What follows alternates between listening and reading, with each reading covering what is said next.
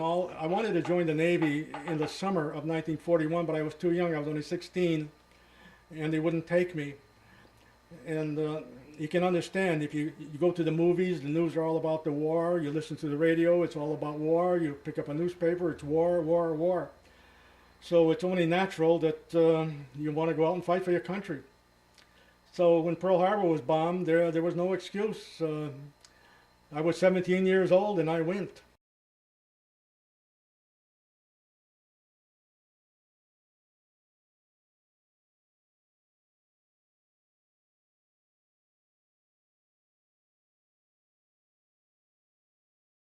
And on December 31st, 1941, I was assigned to the USS American Legion, an attack transport.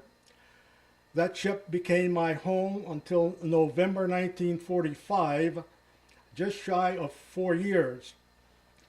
Now, the Navy has different classifications of ships, such as C for cruisers, D for destroyers, AP for transports, APA for attack transports. Now, the difference between a transport and an attack transport is a transport was usually a liner designed strictly to carry passengers, whereas an attack transport had the capabilities of carrying troops, all of their equipment, which included tanks, trucks, jeeps, all the ammunition, food supplies, and so forth, plus LCVPs, which are landing craft vehicle personnel. They're the small boats that hit the beach, the ramp drops, and the troops go charging off into the sunset. We have 35 of those, plus 2 LCTs, landing craft tank, also known as tank lighters, that were about 3 times the size of an LCVP, and they were used to take the tanks, trucks, and jeeps ashore. And they operated the same way. They would hit the beach, the ramp drops, and the trucks go roaring off in the tanks. The USS American Legion is the only Navy ship named after the Veterans Organization. So it's a proud name, and we've been very proud to have served on it. When you won't go to the movies, you see destroyers and carriers and battleships and cruisers and so forth. So when you see a transport, you're kind of disappointed to begin with because it's not what you had in mind. You know, you're picturing the fighting ships. I was just excited to be aboard ship. To me, it didn't make any difference what kind of a ship it was as long as the United States Navy. That the night before the invasion, there was a notice under every plate in the officer's wardroom. And the notice was as follows: because of its glorious name, this ship has been designated to land the first wave of Marines in the first offensive against the Japanese in the Pacific. And this is the ship, and its glorious name is USS American Legion. It is the only Navy ship ever named after the Veterans Organization, the American Legion. And my position on August the 7th was in the forward part of the ship. This is a gun platform with 2 3-inch anti-aircraft guns. It's elevated above, and it's in the forward part of the ship. Now, a 3-inch anti-aircraft gun fires a shell that's 3 feet long, 3 inches in diameter. And my my position was I was a trainer. A trainer sits in a little seat on the right side of the gun with little handles, and he makes the gun go left or right. A pointer sits on the opposite side, and he elevates the gun up and down. And we have telescopic sights with crosshairs where we have to coordinate in order to line up our target. And these days, when they fire a missile 100 miles away, it's picked up by satellite and is guided to its target. But in those days, there were no satellites, there were no computers. Everything was manual. The 3-inch anti-aircraft guns were loaded manually. So the pointer and I had a plane in our crosshairs. It was just about flying just above the water. And it was still out of range when all of a sudden the gun captain whaled me on the right shoulder, and he yelled, "The hell with that one, get this one." And I looked over my right shoulder, And no more than 15, 20 feet away was this huge airplane that had come in low, then it climbed to clear the gun deck and then was going back down again. And when I looked up, there was this gunner in a port blister that had a 50 caliber machine gun pointing right at us, and you could see the bullets coming out because every seventh one is a tracer. So it looked like red dots coming at you. I remember I tried to swallow. I froze for just a second. My mouth went dry and I couldn't swallow, but in 1 second the plane was directly overhead. And that plane was so low that if I stood up on that chair of mine, that seat of mine, I could have hit it with a baseball bat. That's how low it was.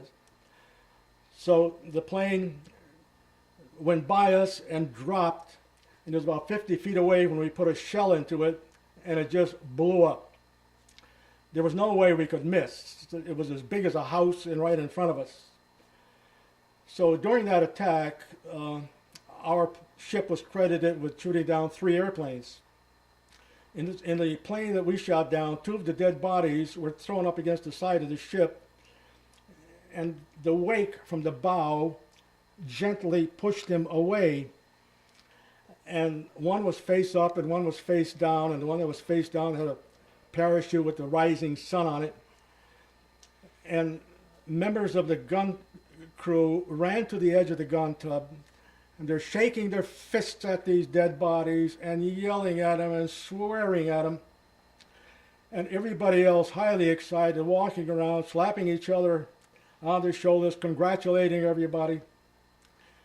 But I just sat back there and I was looking at this awesome scene. There were planes burning everywhere.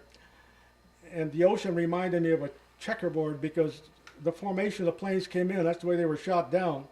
And there were fires burning on top of the water. And not a ship was hit, and a feeling of immense pride came over me. I remember just sitting back and being so proud.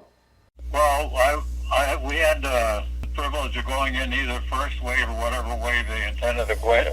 The colonel that was on board wanted to go in at, and he decided to go in the first wave. The only thing is, he didn't go where the landing was taking place. He saw a little point out there that was looked a little more convenient because he had the communication group, and they wanted to set their equipment up so they could make good contact with the ships. And we headed over there, but it was Japanese occupied, and they started firing at us. So he changed his mind and went in where the landing was taking place.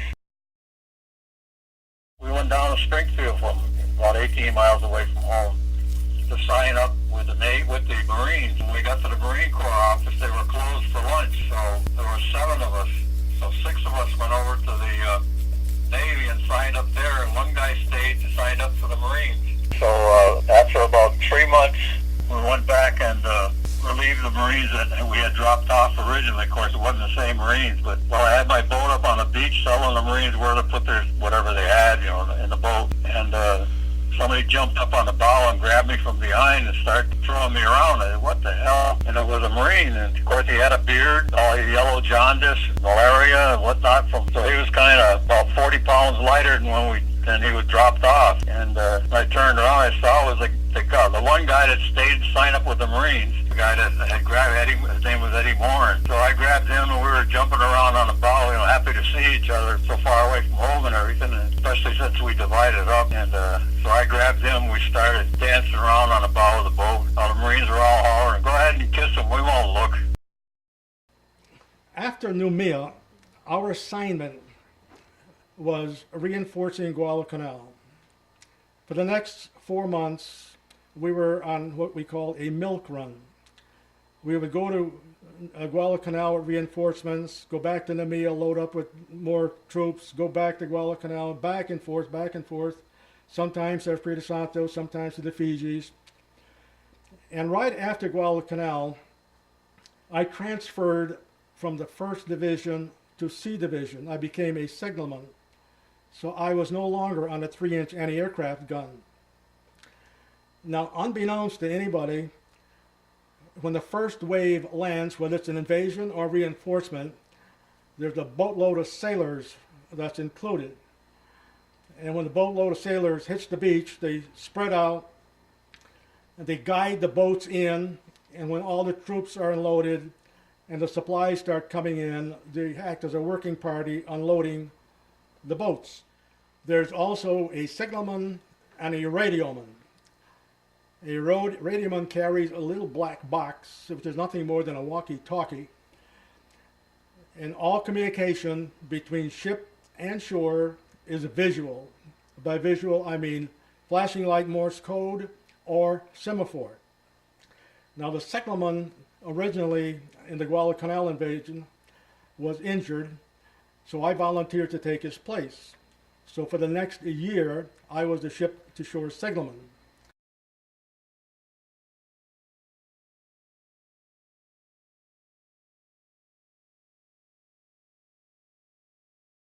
The highlight of the day was Admiral Bull Halsey paid a visit shortly after lunch.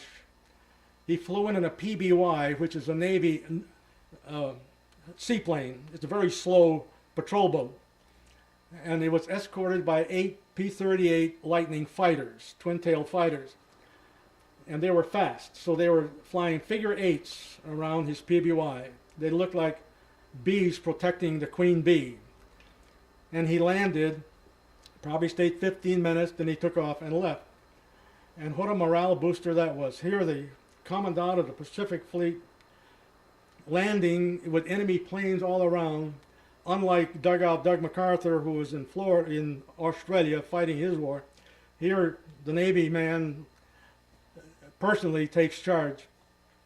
New Zealand people are different than anybody in the world. They're very kind, very generous, polite, and all of their young men were fighting with the British in North Africa. There were no young men in Wellington, and the O'Brien family was no different.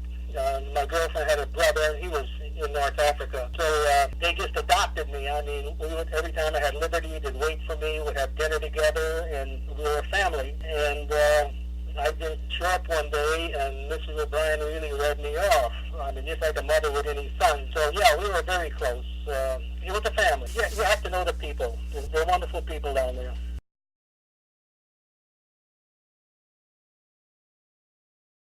Another new element in this war were the Seabees. By late afternoon, the Seabees had whacked out an airstrip, and fighter planes were landing and refueling. That's how fast the Seabees were working. No, even though Bougainville is nowhere near as bloody as Guadalcanal, it affected me more personally because the ship-to-shore boat was strafed, and the signalman, Lindsay, that took my place was wounded, but he survived. But the gunner's mate, who was my best friend, was killed. And I went to see Lindsay in sickbay, and he told me that his body was cut in half by bullets, literally cut in half by bullets. He said the only thing connecting the top half of the body with the lower half was a piece of skin about an inch wide. And he said he died with his eyes and his mouth wide open. This guy was the comedian, and he was always joking, and no doubt he had to say something even though he was dying. He died with his mouth and eyes wide open. Normally, this didn't bother me too much because I had seen hundreds of dead bodies. I've watched men die. But there were two in particular that lived in me all these years. And one was the first one that I saw die. It was a Marine in Guadalcanal. He had his jaw shot off. And I'm walking along and I hear this moaning. And I stop and I hear this guy with just a nose, no chin, just shattered skin and blood, and moaning. He was still alive. And I stopped because I said, what terrible pain he must be in. And it kind of struck me. Then he stopped moaning and he was dead. I was so relieved I walked on that he had died. He was no longer suffering.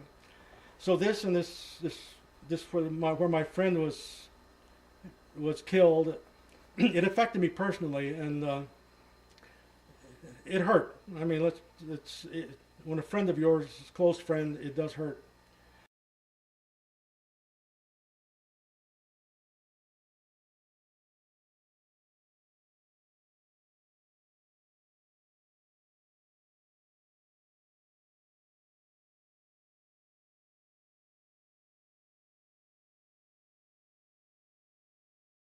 It was raining, it was pouring, and two of my guys came up to me, and one gave me his canteen. He says, have a drink of my water. I said, I've got my own canteen. He says, have a drink of mine. So I took one swallow, and I dropped to my knees, and everything went black. And I looked up, and they're laughing.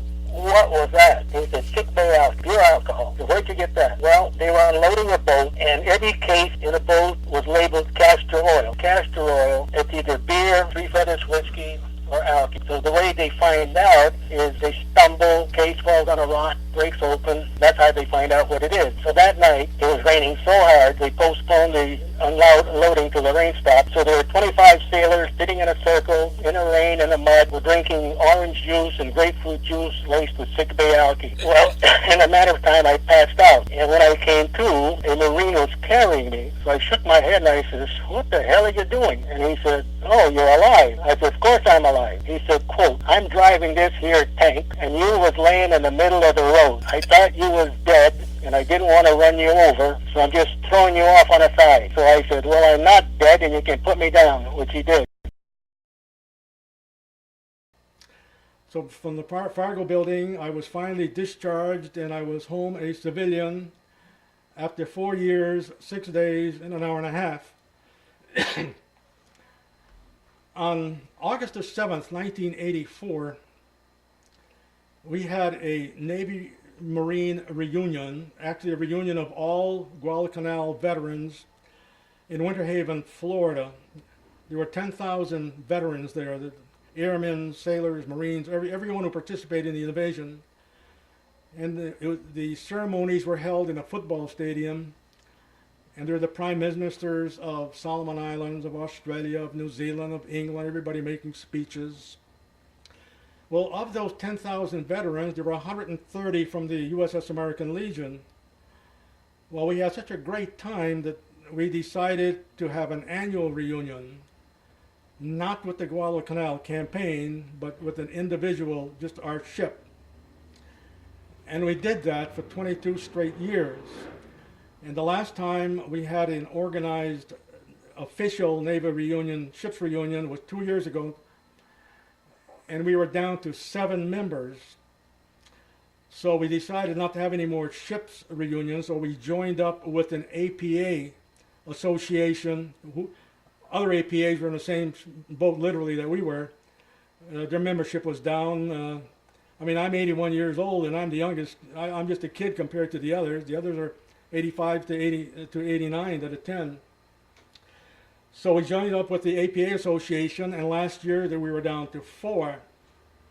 All of us at the reunions and I have been very proud that we had the privilege of serving our country when our country was at war.